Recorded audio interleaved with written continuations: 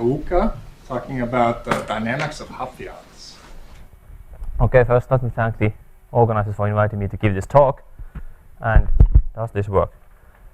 Okay, so dynamics of Hopfions. It's a joint work with several other people, all of them in University of Turku, a remnant of my PhD work back there. So let me first show you an appetizer of what is going to happen.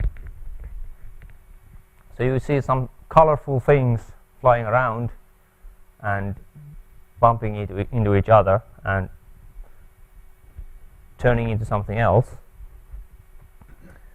And what was that? Oh, where did it go? Sorry. So that is three Hopfions, topological solitons, colliding and fusing to form a completely new Hopfion. The model where these guys live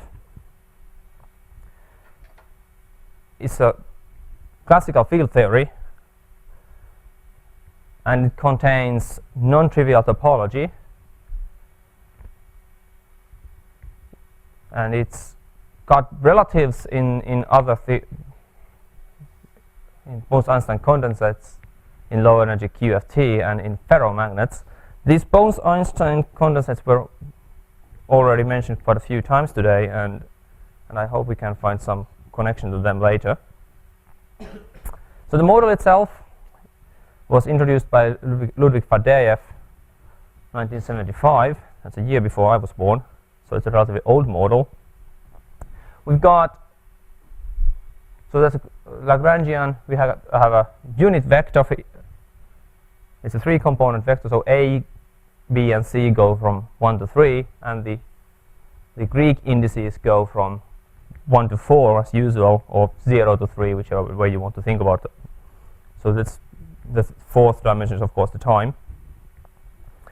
And the non-trivial topology of this model is captured by the Hopf invariant, which is already present in a couple of other talks, but I don't think it was ever mentioned by name. And it happens to be equivalent to the linking numbers of two pre-images of the field phi. And this has also been already present in other talks earlier. So what is the Hopf invariant? For a smooth field phi, the Hopf invariant will be an integer. It's the third homotopy group of the two-sphere. So when we're talking about the cosmic strings, it's usually people looking at the first homotopy groups of spheres. Now we got the third group, and instead of a normal sphere we have a two-sphere.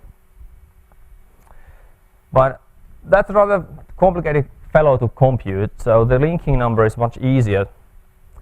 And so we take a regular value and its pre-image, which will either be a closed oriented path, and now we have to actually allow for it to go to infinity at one point, so we compactify the space. But that's rather a natural extension of the domain, because the Lagrangian anyway will be rather weird if the fields that far away from the origin wouldn't be constant. And if they are constant at infinity, we can just compactify anyway. Or it can be a collection of the above. So we would have a single regular value having several disconnected, non-intersecting, closed oriented paths as the pre-image. Now, how is the linking number actually found out? And this is something which is already on the screen today. So you take the pre-image of a regular value, which is going to be a closed path. I'll take the easiest possible path, which is going to be a circle. There's another one which is going to link it with a number of times. It might be 0 in this case. Obviously, it links with it once. And we need orientations. Technically, you have to compute the orientations, but in most cases, unless you have a set of oriented paths as the pre-images, the worst thing you can do with choosing the path just from the top of your head is that you get the sign of the Hopf invariant wrong. And we will later see that the sign of the Hopf invariant in this context is not even interesting. It's the absolute value which matters. So just pick directions. And after picking directions, you choose values for these kinds of crossings. So that kind of crossing is plus half, and the other kind of a crossing is minus half. So here the one which goes on top must be rotated counterclockwise to align with the one which goes on the bottom. Here the one on the top must be rotated clockwise to match the direction at the bottom. That's the difference between the two links. And then you just sum them up. Sum every single link up. There's always going to be an even number of them, so you always get an integer, and it will be the Hopf invariant. And actually, we can construct these field configurations with any value, and there was a lengthy description of how to construct a torus knot a couple of talks back. So I decided to give you an explicit formula for a torus knot. This is the coordinates on S4, so they have to be unit vector, and that is simply a complex number on the CP1. So you can use a stereographic projection to get it to S2 if you wish. And that will give you the AB torus knot, with several restrictions, of course. Those have to hold. And actually, that's a very useful thing, since when we want to do some dynamics, we need an initial configuration, and being able to construct any a field with any Hopf invariant is very useful. And we can also already see from this that we can actually construct for any n, but it's not guaranteed that we have a solution for any n. The good thing about this is that for a finite size box, the same guys show that it is actually for every integer that we have a solution. I mean by solution here, I mean just a static solution, not the fold dynamics. Well, Expression, did you mean b instead of 4? Sorry? Yes, I did. Thanks. So early results. First of all, the equations of motion are rather troublesome.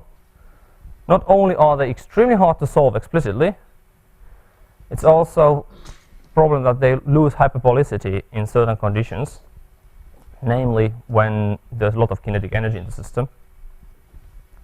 And when doing numerics dynamics, we monitor the situation and never see it happen, which is of course quite a good thing, because otherwise we would not be able to simulate them. Now, about 10 years ago, Richard Ward identified for axisymmetric Hopfions that there are different channels for attractive and repulsive interactions between them. Now, we have an energy limit for the static solutions, which depends on, and now we see why the sign doesn't matter, on the absolute value of the Hopf invariant. And because the energy dependence is sublinear, it would be interesting to see whether they actually can stay separated, or whether they want to clump into a lower energy static solution. Numerical static solutions were first found in 1997 by these people. Again, the troublesome equation of motion precluded any other solutions before that. There just wasn't enough computer power available. And later on, other people followed them, and now I think that we have a zoo of solutions going up to the Hopf invariant equals 16. But exact solutions are still lacking, unless you do a bit of a twist. So instead of looking at R3, you compactify one of the dimensions. So you look at basically what are vortex solutions in R2 times S1. And there we can find exact solutions for the model with several co-authors. So what did you see on the second slide? So the not solitons, the Hopfions, when I visualize them, I pick a value usually either 0 or minus 0.75, and find the iso surface where my field dot product with the far away value, the infinity value of the field, has that value. That gives an iso surface. That gives the surface you saw flying around. But the colors come from the remaining degree of freedom. Remember, this is a unit vector field, so there are only 2 degrees of freedom, really. So we pick the phase of that as the color. This is kind of natural because it's a phase. So we take a color, start from that, and go around in a circle, like colors are used often thought of. Sometimes we also add a kind of fuzzy cloud around the soliton, which depicts the local energy density. And here's a snapshot of view of the knots. This is the hop invariant equals 1 knot. Then there is hop invariant equals 5 and equals 7. And this is the guy you saw on the first slide at the end, the knot soliton traveling around. It's the lowest charge at which you can find these knot solitons as solutions of the static equations. Now, dynamics, we have a rather troublesome set of equations, so we do massively parallel numerics. First, we need an initial configuration, which we then can boost. And we do that by using a separate minimization code. Start off with one of the rational maps I showed earlier, using a couple of libraries designed for large-scale parallel numerics. And almost all the massively parallel, all the message passing happens inside these libraries, so we don't really need to do much parallelism ourselves. And it scales well. I don't have the opportunity to test or up to 32,000 processor cores as one speaker yesterday did, but 4,000 at least is fine. And then when we get the initial configuration, the minimal energy solution, we Lorentz boost it using again some libraries, and we keep all the files always in a nice format so that we can use Python and a library called h5pi for very easy lattice manipulations. I can, for example, rotate the system with just one line of code. And the dynamics itself is a 5-stage, 4th order Runge-Kutta. The 5-stage comes from wanting to use a low memory version. So you have to pay a price. You have to take an extra step. And that's provided by a library called Samurai. We chose it. We would have liked to use the same guys as up there, but we wanted to be able to use adaptive lattices. So Samurai could do it. In the end, we didn't need it, but we wanted to have the possibility because we were expecting large lattices, and being able to have it sparser here and denser here would have been useful. Now, like I said, large lattices, they're actually not cube, but they are about the same size as that is. And run times of weeks at worst possible cases. Actually, the queuing time can sometimes be even worse than the actual run time. Okay, so what happens in the dynamics? So this is a repeat of the first movie. On the left, we have a soliton which has a hop invariant -2. The sitting duck in the center has -3, and the other one is -2 again. So just summing those up, you have -7 total. And here we go. And now you can understand what the colors mean. Okay, so this is the one you already saw once. So that's the charge 2 ones coming, hitting a charge 3 1, and colliding and fusing to form a charge 7 knot. It's a trefoil knot, yes. So if you want to see the trefoil knot at the end, it's pretty well up here. Well, perhaps that's even better. And oops.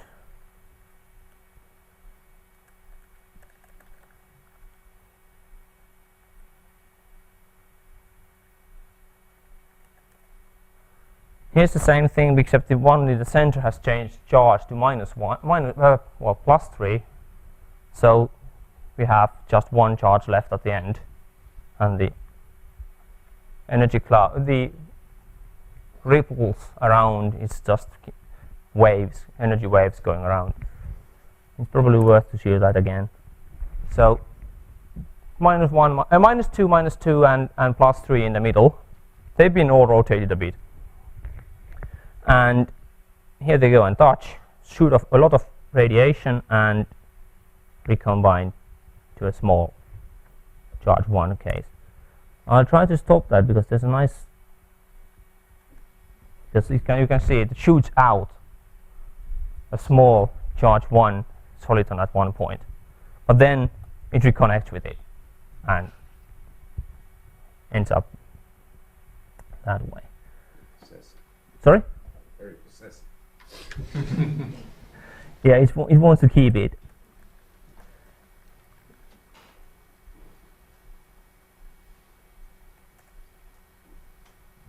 Okay, so now it's just charge 3 cases flying towards each other and almost recombining. They touch, but they don't stay together. And that's impact parameter 3.75 in whatever units we're using. And if you reduce it to 3.6, they touch twice, and the second time they don't detach anymore, so they just stick together and form. This is actually the canonical charge 6 minimum solution. And you just keep on spinning as long as we want to simulate it. And I've got one more that I wanted to show, which is that, I think. Yep. So now I want to actually stop it right away in the beginning. So now we've got one of the repulsive channel that Ward identified earlier. So we have 2 of them sitting side by side. The other one is rotated, I think, 90 degrees, so that they sit in a repulsive channel. So they have the repulsive force between them. But since there is going to be, they are charge 3, both of them, and charge, or is it charge 2? No, they are charge 1 actually. And since the charge 2 single soliton will have a lower energy than these guys sitting next to each other like that, but they are repelling. So the question is whether they will actually start flying apart and stay there, or whether they will clump together. And you will see that they start going, flying apart a bit, but then they can't resist each other, so they join together. All right. Despite the technical problems, I thank you.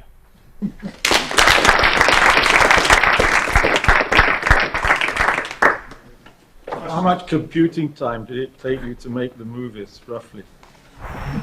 Together? Yeah. 1,000 cores, about 2 weeks. Not too bad.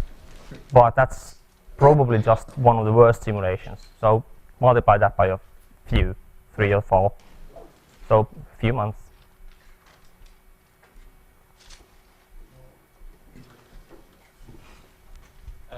Just a basic question. I mean, I'm really not familiar with other models, so just to understand, this solitons with different of number, Yeah. Correspond physically to different particles. I mean, Should they correspond to something physical? I would say yes, but I don't think I think the consensus at the moment is that they don't correspond to anything known. So it's just basically a toy model. In fact, they have been observed in cholesteric liquid crystals a very long time ago by Yves Bouligan. They are the locus of the molecules which are parallel to the light beam. This is in optical microscopy. And you see these objects in static situations. We have not tried to do dynamics. And the theory was made at that time by Poenaru, Derrida, and somebody else, I don't remember, Toulouse. I think it's in the 80s. So is it the same Lagrangian? The same? Is it the same Lagrangian density, or is it just the No, same that shape? was just an experimental observation. Ah, all right. And it was explained by Poenaru, essentially, as you can measure a linking number of pre-images. Yeah. So you observe them. Okay. I think for him it is crucial that his model has second and fourth order derivative terms, and the things are localized when these terms are roughly the same order of magnitude. So if you have things like liquid crystals, then I don't know if there are any situations where you can have second and fourth order terms derivatives of same order of magnitude, but 6 and higher are much smaller. So, and I doubt that it's possible for this reason in liquid crystals to have this kind of objects, because of its competition between fourth and sixth order terms. No, the objects which were observed by Bouligan were not exactly vortices.